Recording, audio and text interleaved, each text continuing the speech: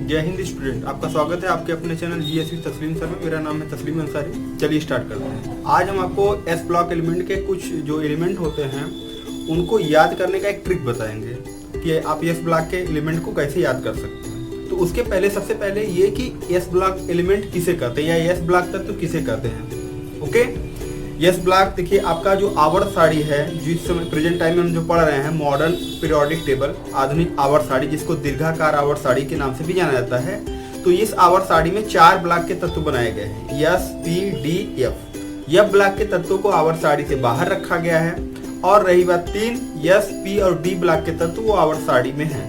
तो yes block के तत्व, पी ब्लॉक के डी और एफ ब्लॉक के तत्व किसे कहते हैं, इस पे ये केवल एक पर डिपेंड करता है कि अंतिम इलेक्ट्रॉन, आप ये ध्यान दीजिए, इलेक्ट्रॉनिक कॉन्फ़िगरेशन आप करते हैं, इलेक्ट्रॉनिक विन्यास करते हैं। तो इलेक्ट्रॉनिक विन्यास में जैसे सोडियम का आपने किया है तो 2, 8, 1, 11 होता है परमाणु क्रमांक 2, 8, 1।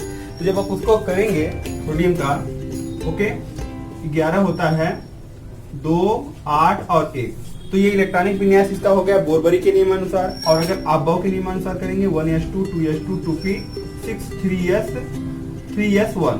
ओके, तो अंतिम इलेक्ट्रॉन s में भरा जा रहा है।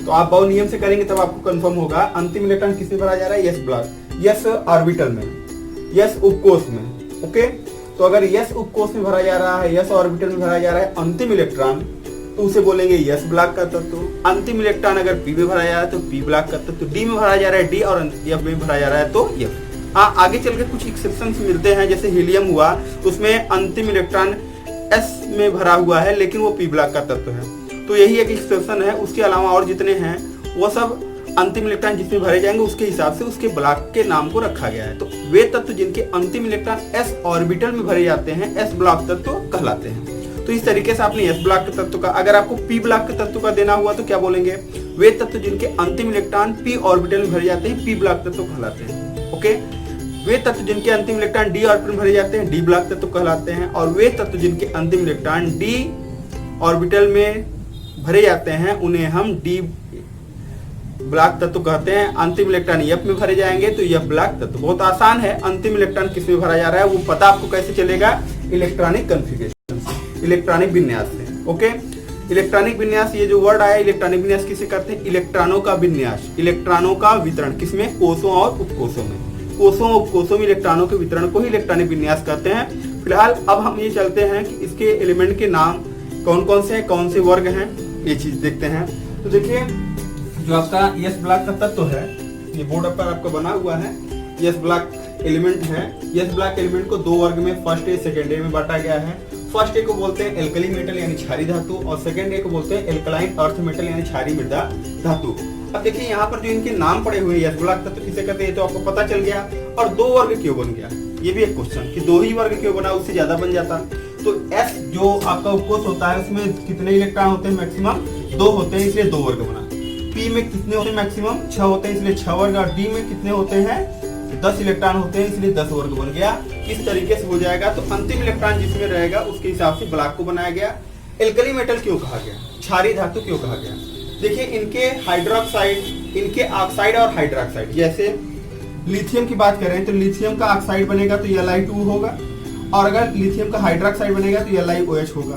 ओके, उसी तरीके सोडियम का देखिए Na2 हो जाएगा, और इसका जो बनेगा सोडियम ऑक्साइड का सोडियम हाइड्रोक्साइड NaOH। तो इनके ऑक्साइड और हाइड्रोक्साइड जो होते हैं, इनके ऑक्साइड और हाइड्रोक्साइड जो होते हैं वह क्षारीय प्रकृति के होते हैं, और क्षारीय प्रकृति के होते हैं, इसलिए इन्हें इन तत्वों को यानी एस ब्लॉक के फर्स्ट समूह के वर्ग के तत्वों को क्या कहा जाता है, क्षारीय धातु कहा जाता है, क्योंकि इसमें जो होते हैं इनके ऑक्साइड और हाइड्रोक्साइड क्षारीय प्रकृति के होते हैं। अच्छा, क्षारीय मृदा धातु क्यों कहते हैं, क्षारीय मृदा धातु इसलिए कहते हैं क्योंकि इनके ऑक्साइड और हाइड्रोक्साइड, जैसे मैग्नीशियम की बात करिए तो मैग्नीशियम ऑक्साइड क्या होगा, MgO, और मैग्नीशियम हाइड्रोक्साइड क्या होगा, MgOH का ट्वाइस। तो इनके ऑक्साइड और हाइड्रोक्साइड क्षारीय प्रकृति के होते हैं और मृदा की तरह अगलनीय होते हैं, मृदा की तरह अगलनीय होते हैं, इसलिए इन्हें क्षारीय मृदा धातु कहते हैं। तो इस तरीके से क्षारीय धातु क्यों नाम पड़ा, क्षारीय मृदा धातु क्यों नाम पड़ा, इसे फर्स्ट ए कहते हैं, सेकेंड ए पहला वर्ग है, ये दूसरा वर्ग है। इस तरीके से आपका ये हुआ। अब हमको ये बताना है कि इसमें कौन कौन से एलिमेंट है और उसको हमको याद कैसे करना है। जो हमारा पॉइंट है, ट्रिक है, ना। याद करने का तरीका ऐसे कि कैसे हम इसे याद कर लेते हैं, ठीक है। तो इसी तरीके से देखते हैं।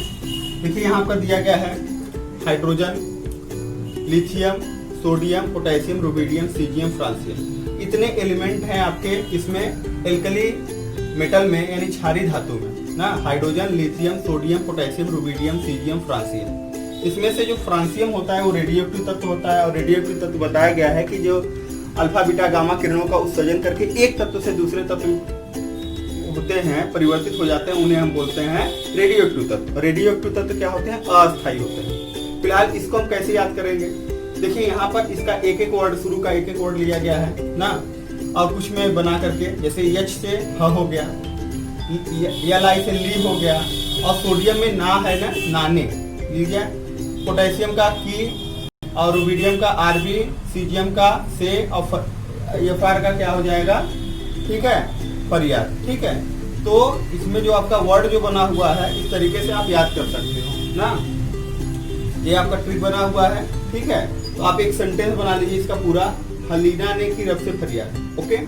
तो ह से हो गया हाइड्रोजन, ली से हो गया लिथियम, नाने से हो गया सोडियम, की से हो गया पोटेशियम, RB से हो गया रुबिडियम, सी से हो गया सीजियम, और FR से हो गया फरियाद यानी फ्रांसियम, ओके। अब देखिए ये तो आपको याद हो गया। ये देखिए पूरा बना हुआ है बोर्ड पर, इसका स्क्रीनशॉट भी ले सकते हैं, इसका नोट्स बना लीजिएगा अच्छे से, आपको हर लेवल में ये काम आने वाला है। उसके बाद देखिए क्षारीय मृदा धातु को कैसे याद करेंगे। इसका देखिए एलिमेंट कौन कौन सा है? Beryllium, magnesium, calcium, strontium, barium, radium. Beryllium, magnesium, calcium, strontium, barium, radium, ये नाम दिया गया है। अब उसका ट्रिक क्या होगा? देखिए BE है ना, BE से हो गया बेटा, MG से हो जाएगा मांगे, और CA से हो जाएगा कार, फिर SR से स्कूटर, और BA से हो जाएगा बाप, और RA से हो जाएगा रोल, ओके। तो इस तरीके से ये आपका याद करने का एक तरीका है, किसी भी वर्ड को यूज करके, जिससे आपके दिमाग में सेट हो जाए, रजिस्टर हो जाए, इसलिए।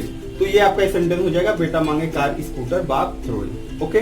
तो इस तरीके से आपने फर्स्ट A और सेकेंड A यानी S ब्लॉक के एलिमेंट जो भी होते हैं, क्षारीय धातु और क्षारीय मृदा धातु के एलिमेंटों को जान लिया, ओके, कि इनके एलिमेंट जो होते हैं वह कौन कौन से एलिमेंट हैं, और उनको एक सीरियल वाइज आप कैसे याद कर सकते हैं, ठीक। तो चलिए आज के लिए यहीं तक, थैंक यू, जय हिंद।